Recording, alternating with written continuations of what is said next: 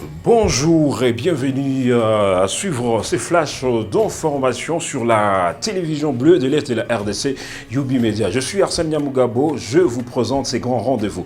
Nous sommes aujourd'hui samedi 23 août 2025. Entre le jeu politique de la RDC, des condamnations des Nations Unies contre l'AFC M23 vis-à-vis aux atrocités menées contre des civils, et peine de mort pour l'ancien président de la République, Joseph Kabila Kabange. Entre tout ça, il y aura aussi l'analyse qui pointe sur des procès de certains officiers des FARDC. Mesdames et messieurs, bienvenue dans ces chocs d'actualité. Et quant à moi, je vous invite tout simplement à vous abonner à notre chaîne Youbi Media officiel pour ne pas rater nos différents rendez-vous. Activez la cloche des notifications pour être à jour. Et si c'est la première fois, veuillez aimer cette vidéo, la partager. Et voilà, nous serons fiers de vous servir. Nous sommes de retour sur l'actualité. Parlons de cette analyse au premier point des FARDC.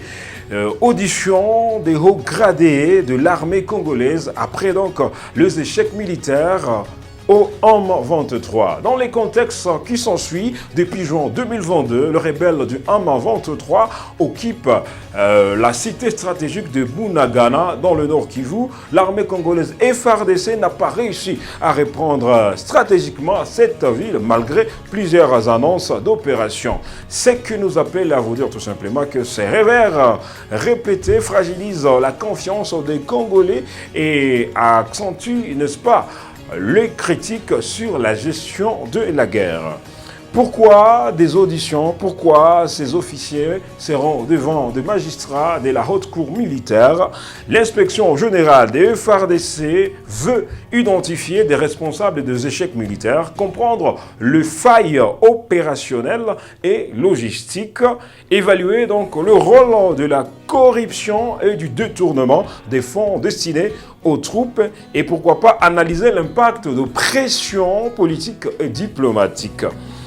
Alors, qui est concerné par ces audiences des hauts gradés des FARDC? Ce sont donc des généraux et colonels ayant donc commandé au Nord Kivu, responsables de la logistique et de finances militaires, chefs d'état-major ayant donc communiqué le bilan militaire non confirmé. Mesdames et messieurs, vous pouvez vous poser la question, quels sont alors des enjeux pour Kinshasa? Et quand je parle de Kinshasa, je parle donc de la capitale de la RDC, voire aussi du gouvernement congolais. Alors, de grands enjeux, c'est de montrer une volonté politique de redresser l'année et lutter contre l'impunité. Répondre donc à la colère de la population au revers militaire. Éviter donc que l'armée reste minée par le clientélisme et la solidarité des corps entre officiers. Il peut s'avérer que ces procès engendrent des conséquences lourdes sur des opérations militaires en cours en RDC. Et pourquoi pas, s'il y aura des sanctions, il y aura donc sanctions et imitation de certains officiers si le processus est sérieux, blocage interne si la solidarité entre généraux l'emporte, et pourquoi pas aussi impact stratégique sur la guerre contre le M23 et sur la coopération avec les forces étrangères dont EAC, SADC, MONUSCO. Vendredi 22 août 2025, le mouvement AFC-M23 a été devant la presse dans la salle de conférence de Serena Hotel pour la publication d'un rapport, et donc à sa deuxième édition. Mesdames et messieurs, Youbi Media a été là et aujourd'hui nous vous amenons l'essentiel. C'était donc hier, vendredi 22 août 2025, que l'Alliance Fleuve Congo AFC-M23 a rendu public son deuxième rapport sur la situation des droits humains en RDC lors d'une conférence tenue à l'hôtel Serena de Goma. Vous êtes sans savoir que différentes organisations de défense des droits humains, des structures internationales, dont Human Rights Watch a mis au clair sur la toile, a publié un rapport qui accuse l'AFC M23 de commettre des atrocités dans le Rutshuru. Alors, quelle est la réaction de M23 ? Selon la réaction de la presse, selon des médias locaux et médias internationaux qui ont souligné l'importance du rapport du M23, mais reste prudent sur sa véracité, rappelant que le M23 est un acteur du conflit et pourrait présenter une version partielle des faits, selon certaines personnes, selon certains journaux qui ont insisté sur le fait que ce rapport attire l'attention sur la situation humanitaire et les violations persistantes, mais nécessite une vérification indépendante. Les analyses ont été multiples, mais ce qui nous a intéressés dans les contextes, bien sûr, c'est la réaction du M23.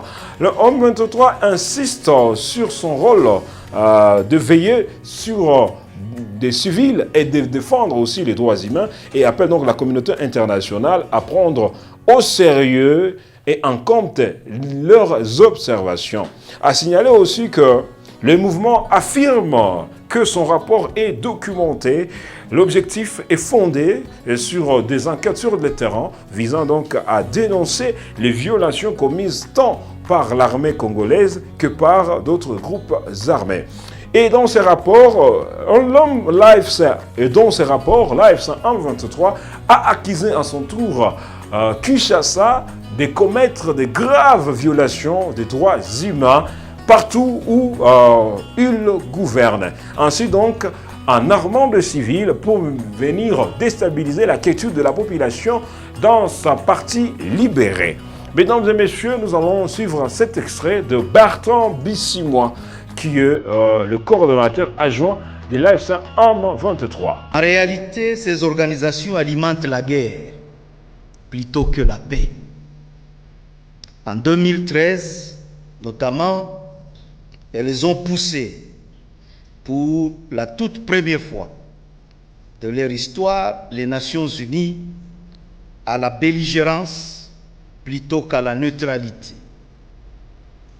Aujourd'hui, après avoir échoué sur le front militaire, ces organisations reprennent le relais du front de la désinformation et des allégations et totalement imaginaires et mensongères à travers des rapports sans fondement, non vérifiés, tendancieux, dont le seul but est de compromettre le processus de paix de Doha en remettant en cause l'image de marque de l'AFC M23 qui travaille nuit et jour pour l'avènement d'une gouvernance. Grave violation des droits humains par le régime de Kinshasa, contre-allégation de l'AFC M23, présente donc un condensé des violations répertoriées et documentées, imputables au régime de Félix Tshisekedi et ses alliés, les milices Wazalendo, des génocidaires FDLR, les forces de défense nationale du Burundi, en sigle FDNB, des mercenaires européens et sud-américains, ainsi que la réponse circonstancielle de l'AFC M23 aux allégations mensongères du régime. Terminons cette partie du Flash Info par le procès contre l'ancien président Joseph Kabila Kabange, en tout cas le président honoraire de la RDC. En République démocratique du Congo, le procès de Joseph Kabila se poursuit devant la haute cour militaire de Kinshasa.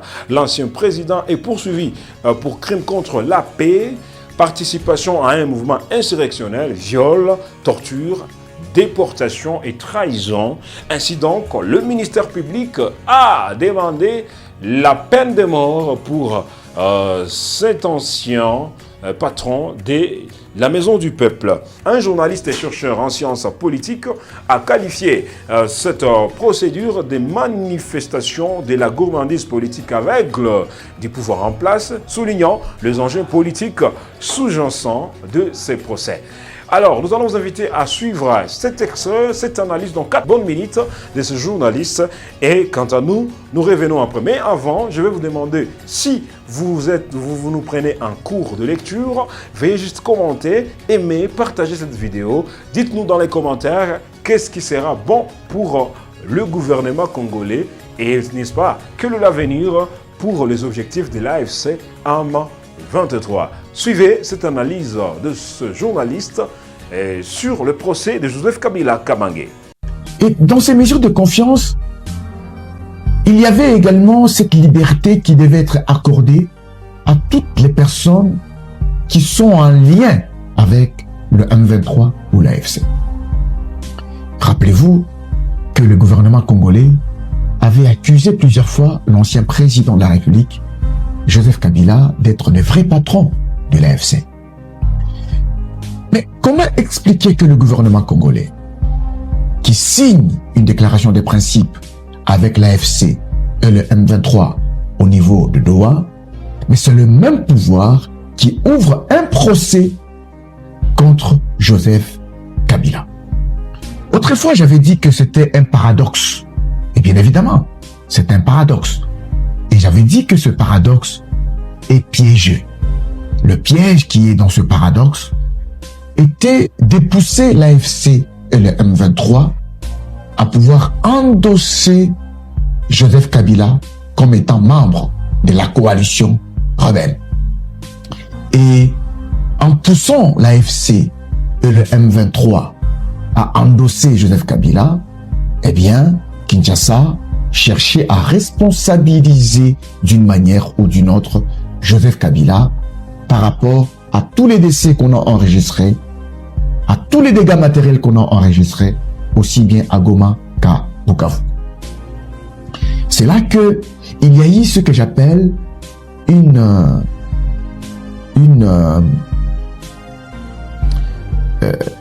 gourmandise, voilà. Ce que j'appelle une gourmandise politique aveugle. Le pouvoir de Kinshasa est trop gourmand.